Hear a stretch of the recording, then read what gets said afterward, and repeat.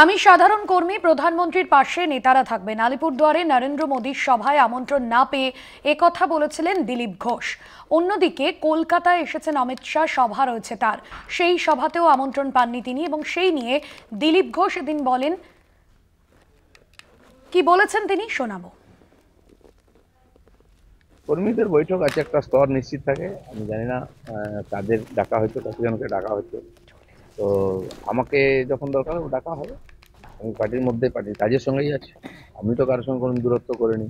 আমি সকাল থেকে ঘুরি, কর্মীদের সঙ্গে বসি, প্রোগ্রাম করি, চা চক্র করি, তিরঙ্গা যাত্রায় হাঁটছি সব জায়গায়।